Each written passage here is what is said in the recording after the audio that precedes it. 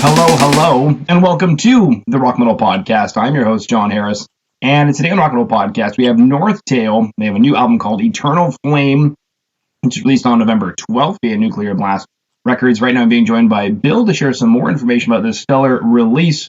He mentioned the fun word tours. We can chat about that. It sounds like that's actually moving, so that's good to hear. And it looks like, Bill, looks like you work out a lot, so we could chat about, getting ripped. So, all right. Thank you so much for coming on to the Rock Metal Podcast today. Well, thank you for having me. Thank you for the opportunity. It's great to be able to talk to you and your audience about the new record. And yeah, looking forward to it. Absolutely, baby. Now, let's start off with that key phrase there. Talk to the audience about the new record. So, Eternal Flame, take us through this record. What do you want to say, or what did the band want to say with this record? So, with Eternal Flame, I sort of like it's the most personal thing I've ever done in my career, right? So we obviously have a first record, but as far as I'm concerned, this is really like the debut album. It's almost like our first record was a demo, was sort of a prototype for what this one is. And because we have a new singer in the band who's from Brazil, like myself, I'm originally from Brazil. We wanted to bring in some of our culture into the songs and present it to an audience that would not otherwise ever hear about it, both lyrically and musically. So, I just wanted to write a killer melodic metal record that I would want to buy. Like that, as a teenage me would want to buy. That's basically what it is. So, I guess my next question is, how do you do that? At what point, were you writing the riffs and you were like, no, I wouldn't buy that, and you throw the riff out, and then... Well, you know what, man? That right there that you just mentioned, that not doing that is part of it. Because, I'm 38 years old now. I've been a professional musician, touring musician, since I was 22. So that's 16, damn, that much. I didn't realize it was that much. 16 years that I've been doing this. And I kind of ticked all the boxes that I had as a kid, all the things I wanted to do. I want to tour. I want to buy a house with my own money from music. I want to buy an Audi. I want to headline Wacken. All these things, things that I had in my head have happened. But it was always playing guitar for someone else. I'm always a hired gun. I'm always the guy that gets paid to show up and play. And you see me play because you can't see their original guitarists. That seemed to be a pattern with my career. And then, so everything I've always done, I was thinking the other way around from that. It's like, will this sell? Will this, appease the client? So if I'm writing a song for another artist, will the artist like it?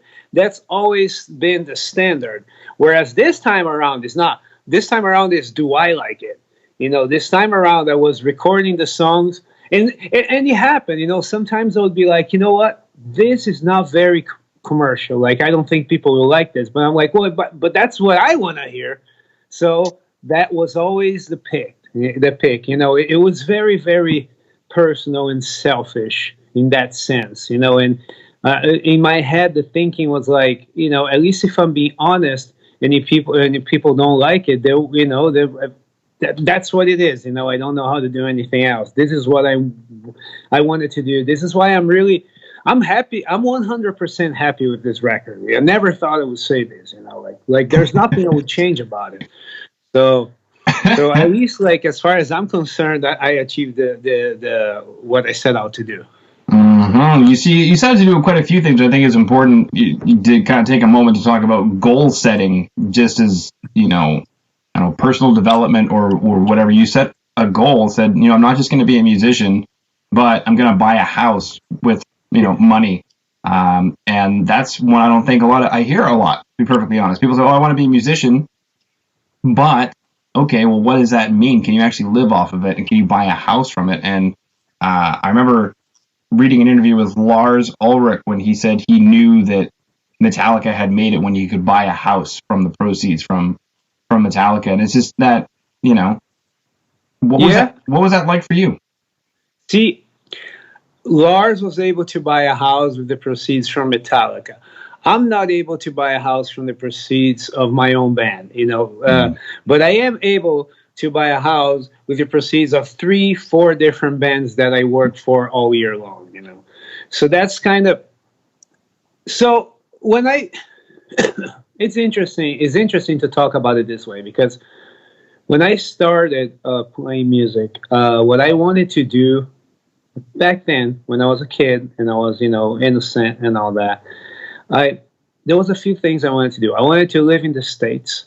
I wanted to play in Europe.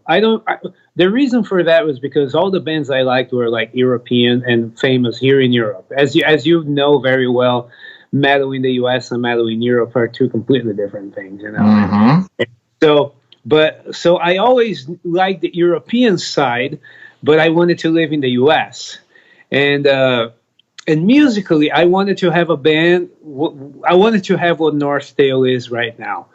But I realized even back then, even at 16, 17, that like building a band from the ground up was essentially impossible.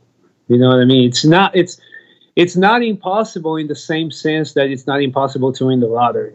You know, but it's essentially impossible to come from another country and do this, blah, blah, blah. Yeah, there's 1 or 2 people who have done it, but I knew you know, that I wasn't that special.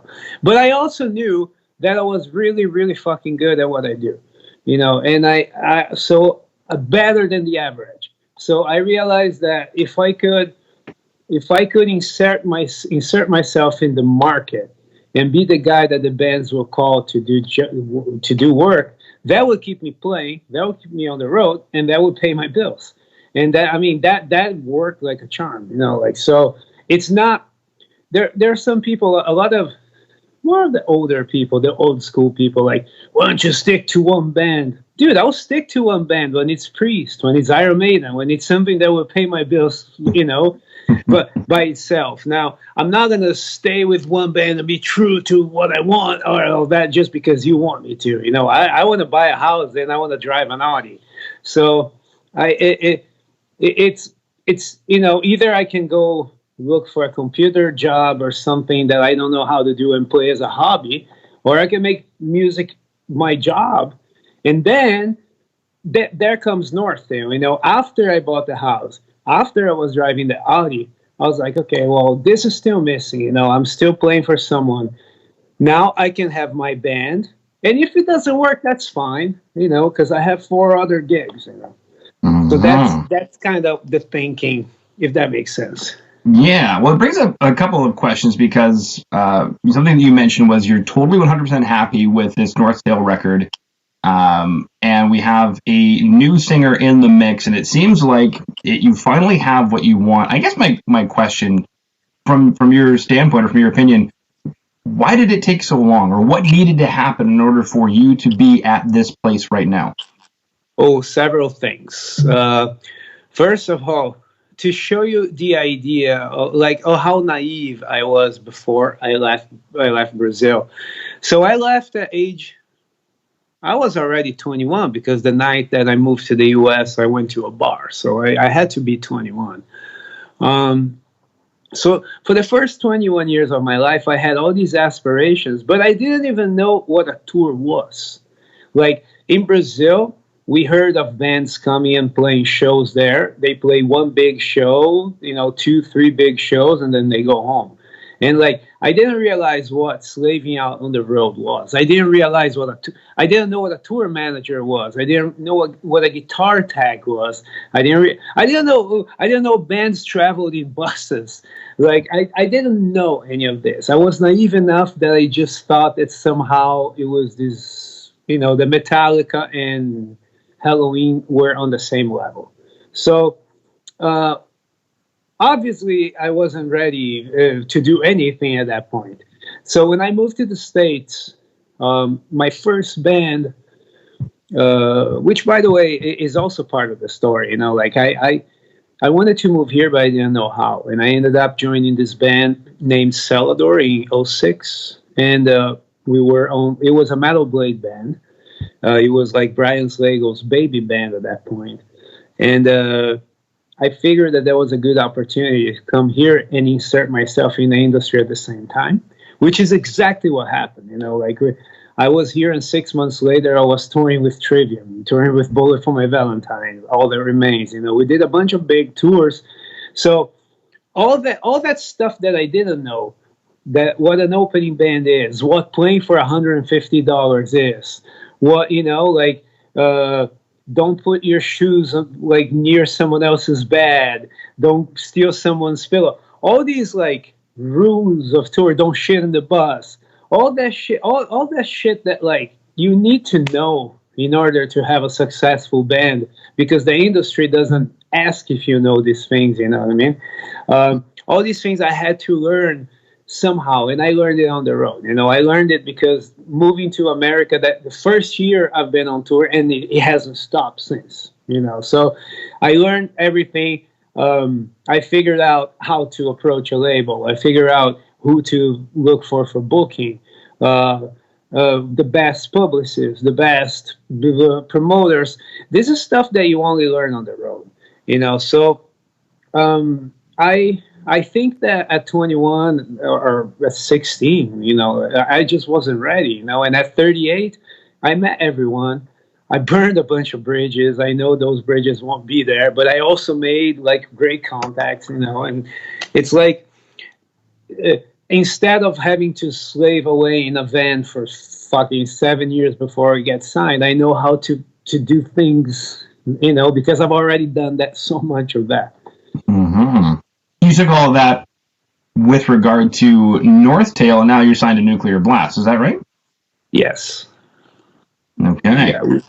That was a thing when I started NORTHTALE.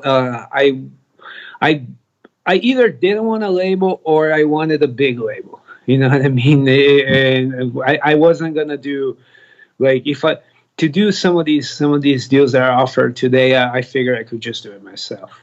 But I did have my contacts in Nuclear Blast, and you know, Yap was very happy with the material. He's our guy to this day. I have everything to thank him for.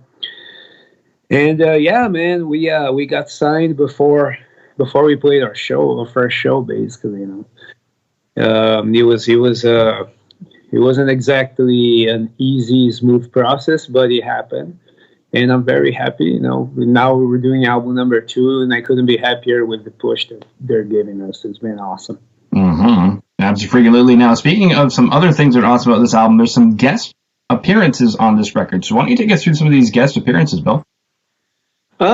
So there were some shades that were needed for this record. First of all, Mary Zimmer, she played Mother Earth on the song Nature's Revenge doing extreme growls.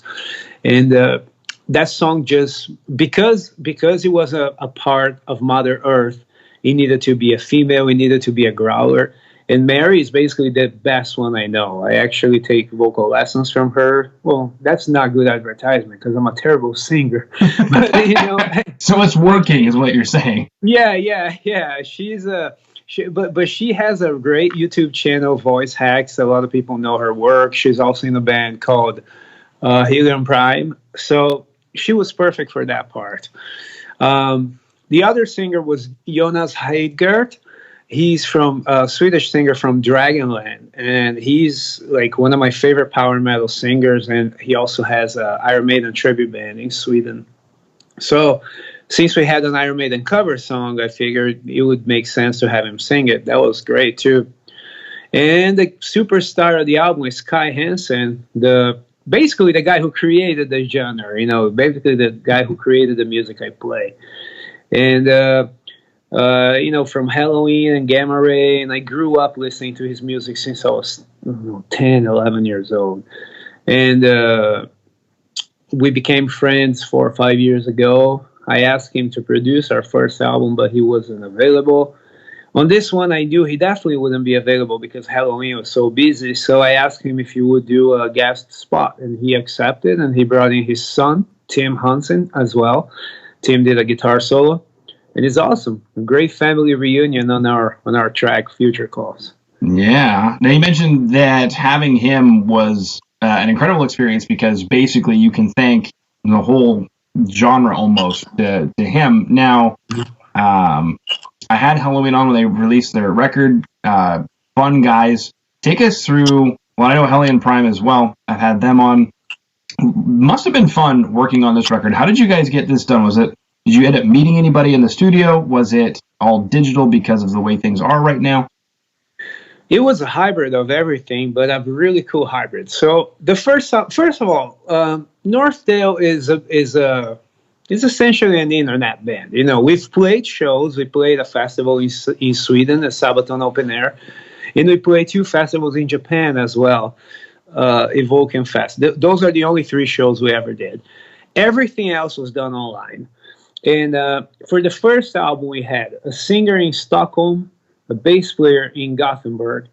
I was in Florida. Our drummer was also in Florida. And then our keyboard player was in Missouri, which might as well be another country, too. And so we're like trying to work at a distance. And that was kind of our pattern on the first album. You know, we all recorded our parts at home. We sent it all to Jonas Shelgren from Sweden to mix. And that was kind of how we did the first album. We were used to that. This time around, first of all, before the whole Corona thing, I wanted to have sat with the entire band in a room to try to write music together because we didn't do that on the first album. I wrote everything. This time around, though, I wrote even more of it because when the pandemic started, we also lost our singer. So. And then we got a singer from Brazil, which was yet another country in the mix. So I'm like, okay, this will never work as for us to do together. So the first thing I did is I contacted Dennis Ward, American producer who lives in Germany, so he might as well be German. He's been there for long enough. Who also worked on the latest Halloween record, and. Dennis at first wanted to fly to Florida and work with us, which would have been awesome. But then with the virus and the restrictions, he didn't want to come. And we used this technology that I wasn't aware of called Audio Movers. Audio Mover Listen To is the name of the software, which delivers audio in high quality, essentially in real time. It's like 0.03 latency. It's very fast. It's fast enough that we had the producer on FaceTime, and we would hear him speak on our speakers in the studio before FaceTime. You know, like it was really real time. So he oversaw the entire production just as if we were in his studio. He was there for the drums. He was there for the vocals. I was sending back and forth ideas for guitar pretty much every day. So, but I was also in the studio with the drummer who we rehearsed with. Me and the drummer rehearsed together because we both live in Florida, you know. And then I flew to Brazil to record with the singer as well. So like I said, it's kind of a hybrid, you know. I was there for most of the recordings, but it was still done online with the producer in Germany. It was, to me, was the best of both worlds, man. Like, honestly, as far as guitar production goes, I would rather do it this way because I have the producer with me, but I'm at my house. You know, it's like it's I don't have to be spending all this money at the studio, but I do have the producer with me. That was perfect. You know, like that's probably what we're gonna do moving forward as well, unless something better comes along. Mm-hmm. Yeah, that's cool. I was just looking that up on the internet. I've never heard of it before, but Audio Movers, that's fantastic. Yeah. Yeah, cool. It delivers in real time, and like for what I understand, you can even record on someone else's DAW, though we didn't do that. You know, so we had an engineer here with the producer. The producer is talking to us through our headphones, just like if he was there. And every take, he hears it in real time. Go back on, and you're also sharing the screen. So, you know, it's almost like being there. Yeah. Where's the world headed, Bill? Yeah, man. No, this is. I felt really old doing this record. I'm like, how the hell do I not know this? You know? I Yeah. know. Well, you're 38, I'm 36. I'm starting to, I don't know how you feel. I'm starting to reach an age where I think I'm starting to get old. I'm not that old. We're not that old, Yeah. but it's starting to I feel know. like, It's starting to be okay for people to say they never heard the Black Album. You know what I mean? Like yeah. it's now a constant thing when you talk to young people. You know, "Oh, I never heard the Beatles. I never heard Metallica. Like Hmm. we're old enough that's crazy to hear. You know. Yeah. Well, I was thinking the other day, maybe I'm wrong, but the last 20 years didn't feel like much changed, and all of a sudden it seems like things are changing very quickly. Like if I Yeah. think about, like if I remember 1990 to 1999, those are two completely different worlds. Like there was so much change that happened in the 90s, and then you get to 2000, and it's like a blur from 2000 to like 2015. It's like a blur. It's true. It's true because there was a like I don't remember much of of 2010, for example, like Yeah. much different. You know, like it's true. It's true, but I do have to give it to young people, man. You know, they get a lot of shit, Generation Z or whatever. They get a lot of shit, but the truth is, that's the generation that's done the most change that I've seen in my lifetime, for better or worse. You know, I don't agree with all the changes they're making, but the fact is, they're making the world into what they believe in. You know, like I think it's fucking badass that it's okay to criticize religion now. You know what I mean? When we were growing up, you couldn't say that shit. You know, you couldn't make fun of religion. It's like, what do you mean you don't believe in God? You kind of had to be quiet about it. You know what I mean?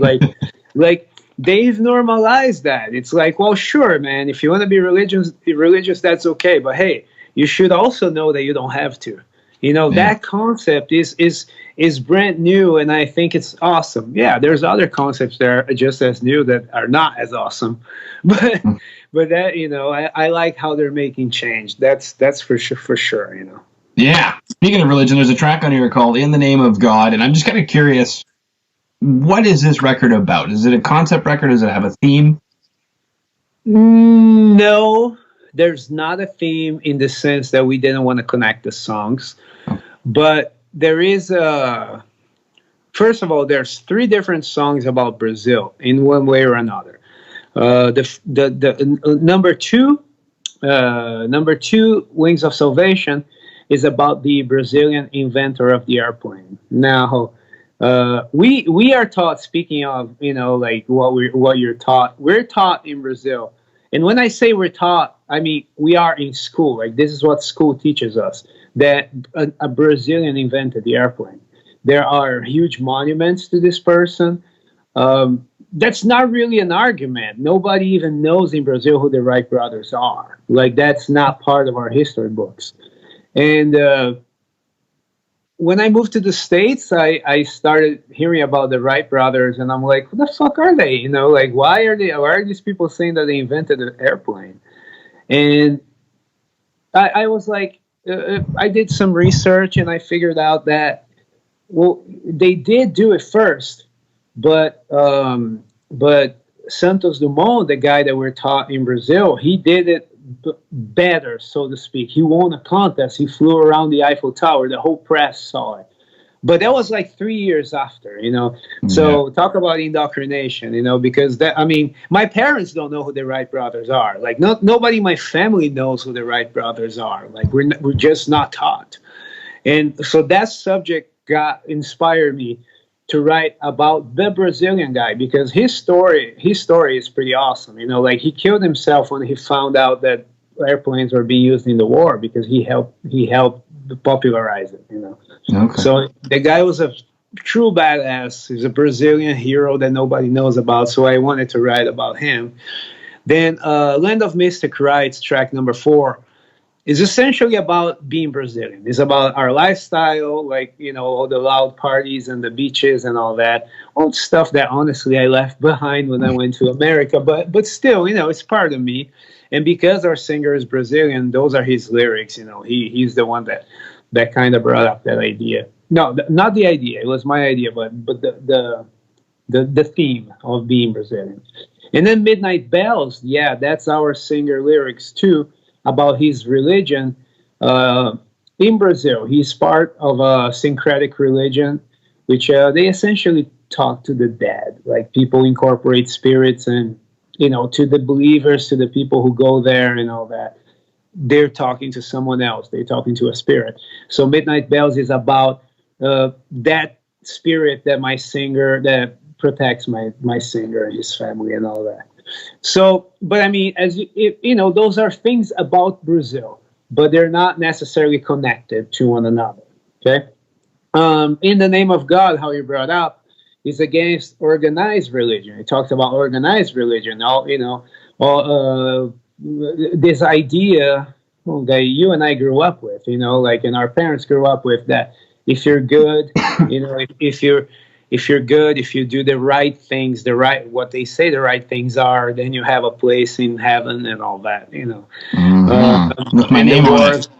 Yeah, and the wars that causes. So it's more criticism on organized religion. Nature's Revenge is a song about the pandemic, you know, but on the perspective of nature, of Mother Nature being, you know, just sick of all the abuse and basically sending us into our rooms, you know. And then there's quite a few songs too, which kind of are like the first album, self-empowerment type songs, you know. Only Human is a good example, you know, of what we're talking about, of the changes that are being made, you know. We talk, this is a quest for freedom, to bring the masters to their knees, you know. And then we're only making our way through mistakes. We're only human, can't you see? So this type of message I always liked to have in the lyrics too. The first album was a lot of that. So there's quite a bit of that too on this album, but not a theme that goes throughout the whole thing. It's not exactly a concept album. Cool. All right, well, let's go ahead and wrap it up, baby. So we chatted about buying a house, driving an Audi, headlining Wacken, creating NORTHTALE. What else did we chat about? We chatted about this new album, Eternal Flame, out November 12th via Nuclear Blast Records.